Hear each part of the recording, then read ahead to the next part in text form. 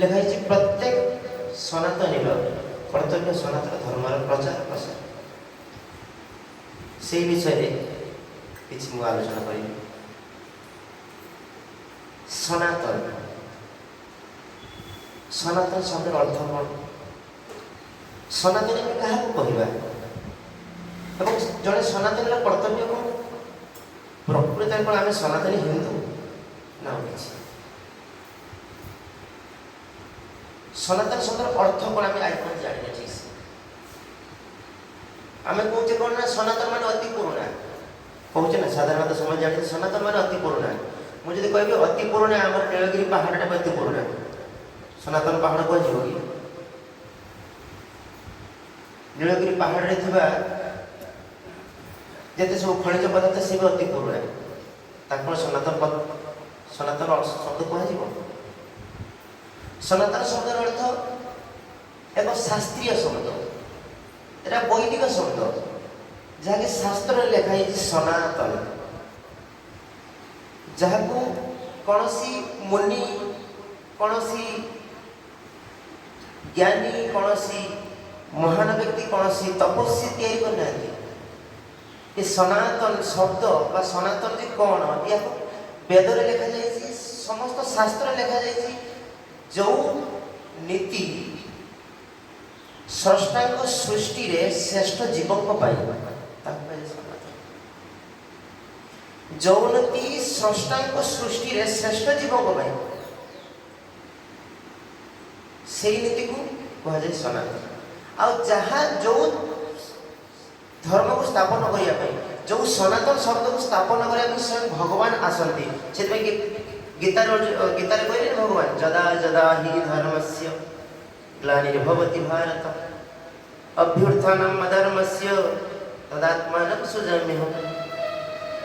ଆମେ ଗୀତାର ଧର୍ମକୁ କହିବା ସନାତନ ବା ସନାତନ ଧର୍ମର ଏକ ଅନ୍ୟ ଏକ ଅର୍ଥ କ'ଣ? ଆତ୍ମାର ଧର୍ମ, ଜୀବର ଧର୍ମ, ଜଳ ଧର୍ମ କୁହାଯାଇଛି ସନାତନ, ଆତ୍ମାର ଧର୍ମ।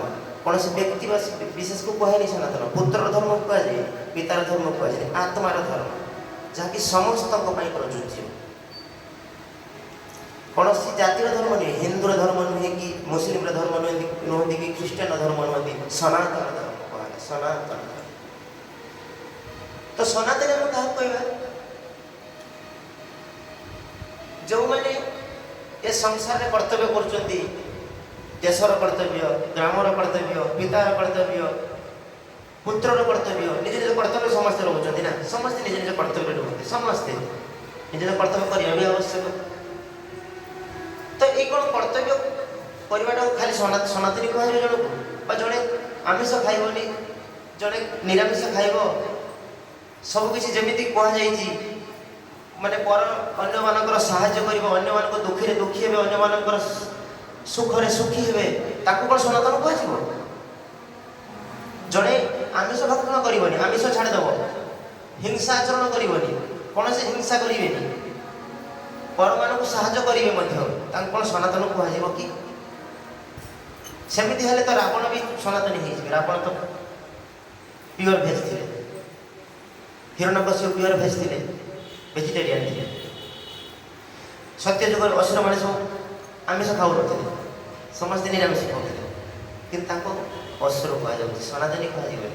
ସନାତନୀ ସେତେବେଳେ କୁହାଯିବ ଆମେ ସବୁ ଆମେ ଆମର ପୁତ୍ର ଧର୍ମ, ଆମର ପିତାର ଧର୍ମ, ଆମର ଯେତେ ସବୁ ରକ୍ତର ସମ୍ପର୍କ ଅଛି ସେ ଧର୍ମକୁ ଆମେ ଛାଡ଼ିଦେବା, ଆମେ ଗ୍ରାମ୍ୟର ଧର୍ମକୁ ଛାଡ଼ିଦେବା, ଆମେ ରାଜ୍ୟର ଧର୍ମକୁ ଛାଡ଼ିଦେବା, ଆମେ ଦେଶର ଧର୍ମକୁ ଛାଡ଼ିଦେବା, ଆମେ ସାରା ବିଶ୍ୱର ଧର୍ମକୁ ଛାଡ଼ିଦେବା।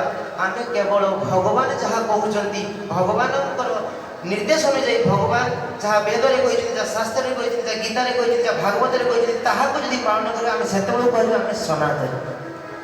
ପ୍ରକୃତ ଆମକୁ ସେତେବେଳେ କହିବା ଆମେ ସନାତନ। ଆମେ ସବୁକିଛି କରିପାରିବା, କିନ୍ତୁ ଯଦି ଭଗବାନଙ୍କୁ ନ ଧରିବା ନା, ଆମକୁ ସନାତନୀ କୁହାଯିବ। କାହିଁକିନା ସନାତନ ବସ୍ତୁବାସୀ, ସନାତନ ବସ୍ତୁ ହେଉଛନ୍ତି ଭଗବାନ।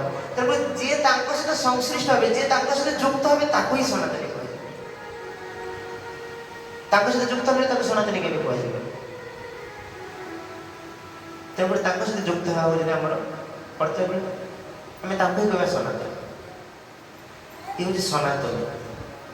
ଏବଂ ସନାତନର କର୍ତ୍ତବ୍ୟ ସନାତନୀ କାହାକୁ କହିବା ଆମେ ଜାଣିଲେ ସନାତନୀର କର୍ତ୍ତବ୍ୟ କ'ଣ ସନାତନୀ କ'ଣ କରିବେ ସନାତନୀ କ'ଣ କରିବେ ନା ସନାତନୀ ବା ଭକ୍ତ ଯାହାକୁ କୁହାଯାଏ ସନାତନ ଯେହେତୁ ଭଗବାନ ତାଙ୍କ ସହିତ ଯିଏ ସଂଶ୍ଳିଷ୍ଟ ସିଏ ହେଲେ ଭକ୍ତ ତ ସନାତନୀର କର୍ତ୍ତବ୍ୟ